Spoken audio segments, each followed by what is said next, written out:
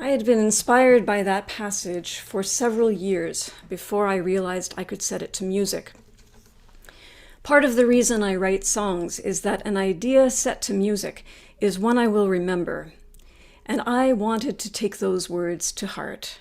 The words I sing are the ones I take to heart, and I wanted to take these to heart. They are, as we've heard, usually attributed to the Talmud, the Jewish holy texts. But in fact, this isn't quite accurate. In recent weeks, I've learned that it's a mashup, that is, a creative recombination of several different sources, old and new. Most recently, the quotation is found in Rabbi Rami Shapiro's 1995 book, Wisdom of the Jewish Sages. Rami Shapiro is a self-described Zen rabbi, a contemporary spiritual leader and poet influenced by both Judaism and Buddhism. The "Do not be daunted" quote is a paraphrasing of his interpretive translation of Rabbi Tarfon's wisdom in the Pirkei Avot. I've learned that the Pirkei Avot, meaning Ethics of the Fathers, is a compilation of ethical teachings and maxims from rabbinic tradition, and Rabbi Tarfon is one of its most prominent voices. I should add that I am learning this as a non-Jew and very much a beginner in understanding these writings. Rabbi Tarfon lived in the 1st century of the Common Era, more than 2,000 years ago. He used to say, "It is not your duty to finish the work of perfecting the world, but neither are you free to neglect it. If you have studied much Torah, you shall be given much reward." Sounds familiar. And the part about doing justice, walking humbly, and loving mercy? Well, that seems to be a direct reference to the book of Micah, chapter 6. It says, "What does God want of you? Only to do justice, to love kindness, and to walk modestly with your God." The book of Micah is part of the Hebrew Bible, which Christians call the Old Testament. But what about the "do not be daunted" part and the enormity part? Well, the only source I can find for that, "do not be daunted by the enormity of the world's grief," is Rabbi Rami Shapiro, the contemporary writer living in our time. So you can see, there's been some paraphrasing, interpreting, combining, and adding to going on. In other words, there's been some change along the way, which is a natural and creative part of life, as we were reminded in Angela's story. Today, I'm devoting my entire message to this creatively reused and recycled text, one that you may recall is a favorite of Sean's as well, because I think it has valuable things to offer us as Unitarian Universalists today. So let's begin. Do not be daunted by the enormity of the world's grief. That word "daunted" seems fitting from my perspective. Set back, discouraged, dissuaded, overwhelmed, frightened. Aren't these familiar feelings for virtually all of us today? And then the enormity of the world's grief. Well, exactly. Perhaps there's a reason why this part of the quote is likely to have contemporary rather than ancient origins. After all, the Pirkei Avot dates back 2,000 years, and the book of Micah long before that, long before the age of the internet, when we are all confronted by all the enormity of all the grief, all the time. In the distant past, people would have experienced the intensity of personal grief and collective grief on the community level, but they were hardly subject to the enormity of existential grief that we are experiencing today. So it makes sense that the first line, "Do not be daunted by the enormity of the world's grief," might likely have originated in our own time rather than in the distant past. From there, the reading moves on to the things that we are advised to do in order to not be daunted. The first instruction is "do justly now." This aligns so well with our Unitarian principles, including our second principle, justice, equity, and compassion in human relations. Our sixth principle, the goal of world community with peace, liberty, and justice for all. And now the new eighth principle, individual and communal action that accountably dismantles racism and systemic barriers to full inclusion in ourselves and in our institutions.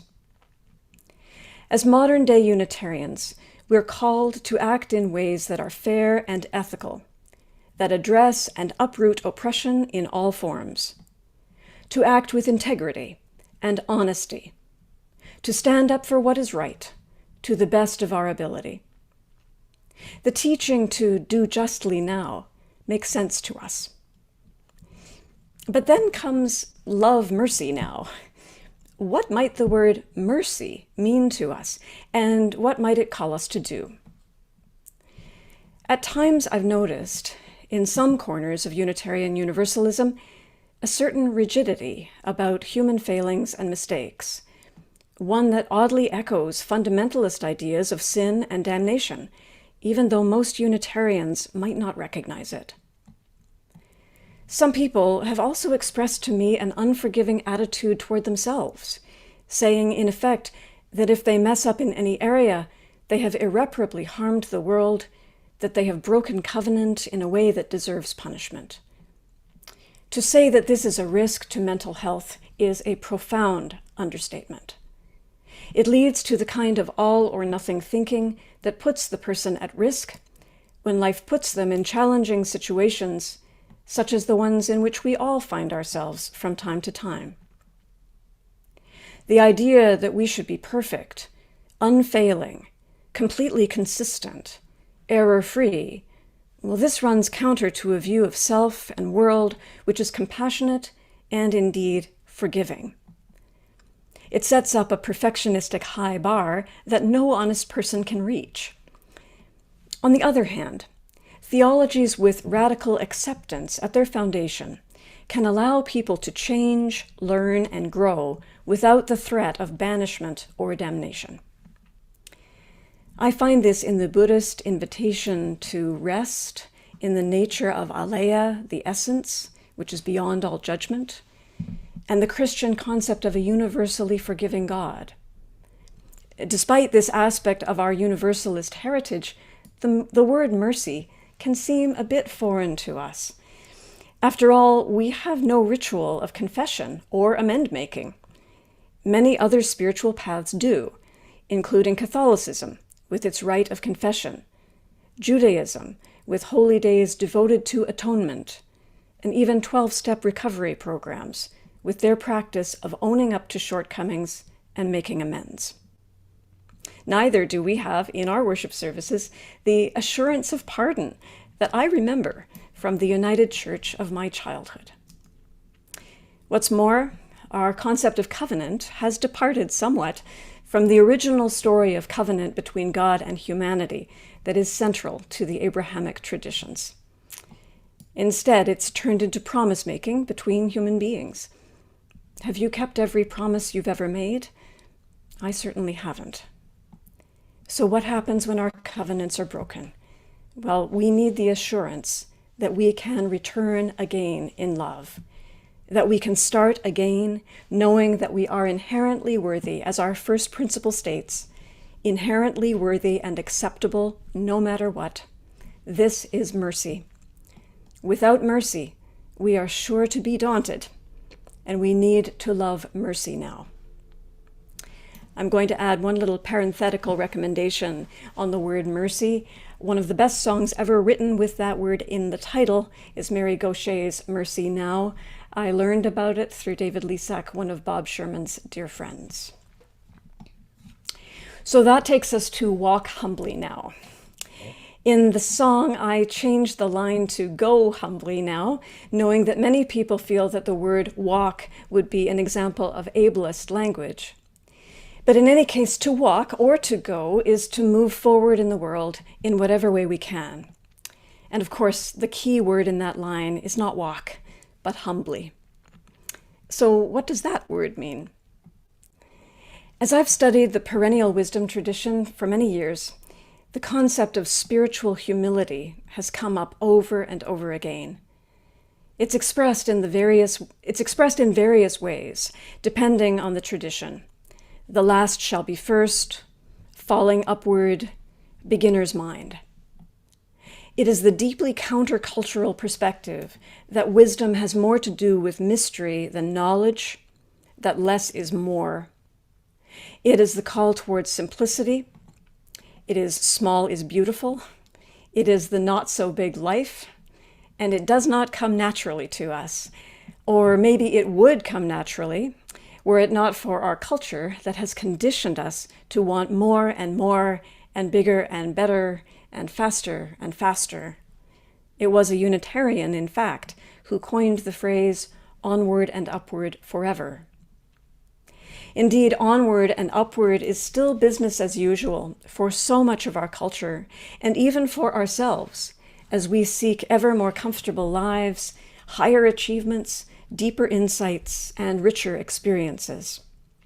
I say this not to beat us up, recall Love Mercy Now, but to gently point out that there is plenty of room to return again toward a more humble attitude, one that could be more loving and truly inclusive of all, one that is less harmful to all others and to the world.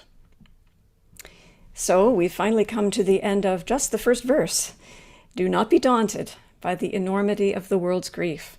Do justly now, love mercy now, walk humbly now, go humbly now. The next stanza in the text reads, "You are not obligated to complete the work, but neither are you free to abandon it." And now that's a lot of syllables, and for the song I simplified it to read, "You need not complete the work, but you must not abandon it." I had trepidations about including that word must, wondering if it didn't allow enough room for mercy, but at the time I thought it was the only word that fit. Also, given the challenges of our lives and the world today, I felt that must was the right word. But let's look at the first part of the line first. You need not complete the work. Well, that took out the precise but multisyllabic word obligated. We so often do feel obligated, though, don't we? We so often feel that we need to complete the work that we see before us. This recognition of urgency is something that causes a great deal of anxiety for many people, including many in our congregation and including me. The felt sense, the clear awareness that there is work that urgently needs to be done, but that we do not personally have the capacity, the energy, the understanding, the time, or the talent to complete all of it as much as we would like to. We do not have the years ahead, the good health required, the economic stability, the power, the influence. I could go on. In other words, we are simultaneously aware of both the scope and depth of the world's suffering and the reality of our human limitations. This is a tension that is very difficult to hold, and Rabbi Tarfon, interpreting the Pirkei Avot, no doubt understood that. I can imagine the long ago religious scholar speaking with others in the synagogue and hearing people's anxieties about this very thing, just as we do in ministry today. And so, the wise teacher wrote, "You are not obligated to complete the work." That is, he acknowledged the fact of human existence with its limited time span and scope. You need not complete the work. No one is expecting you to, but neither are you free to abandon it. There's the rub. Caught between a rock and a hard place, caught in the crux, that is the cross of paradox, where two things that can't possibly coexist, but that do. I shortened the line to make it fit the song. I wrote, "You must not abandon it." But then I realized that cannot fits just as well as must not. And in fact, that cannot is the better word. After all, must sounds so judgy and so much like should. and indeed cannot is more accurate, pointing as it does to the simple fact of our existence. As long as we are here, we cannot escape the task of attending to the enormity of the world's grief, even if we only bear witness to it. Does you are not free to abandon it mean we are not free to make choices, nor to step away from tasks which are not ours to do? I don't believe so. I don't believe this line is meant to tell people that they can't change course, discern more appropriate ways to serve, nor attend to their own physical and mental health needs when needed. Rather, it is a simple acknowledgement that we are continually called to engage with life, with the work of life, which is the work of relationship. We cannot give up on it, and we must not. Yet we will find ourselves daunted from time to time by this continuing calling. And so, in order that we may stay present, keep attending to each other and the world, we must live justly now, love mercy now, and go humbly now. This brings me to what I feel may be the most valuable aspect of this very thoughtful passage. It offers us a set of tasks that is within our human scope. It does not ask us to change everything, but simply to live our lives in ways that are ethical, compassionate, and humble, whatever those ways look like in our particular lives. The original text from the Pirkei Avot recommends that we live that way, and then adds, "If you have studied much Torah, you will be given much reward." In my current Unitarian Universalist understanding, I take this to mean if we continue to read the wisdom texts of the world, which include the Jewish holy books and so many others, we will be given much reward, not necessarily in any future life, but right here in this one. Fortunately, in the enormity of the world that is available in our time, there are so many wisdom texts to be found, some written long ago and some written last week. It is well worth our time to find them, read them, and reread them. Create a personal wisdom library for ourselves that's open 24/7 and there when we need it. We can journal our own reflections on these texts. We can write songs or poetry inspired by them. We can even draw pictures of them. This keeps the wisdom alive in our hearts and rippling outward into the world at a time when the challenges are indeed enormous. And when we might feel daunted or even defeated by grief, were it not for the healing power of beauty, wisdom, and love. And so,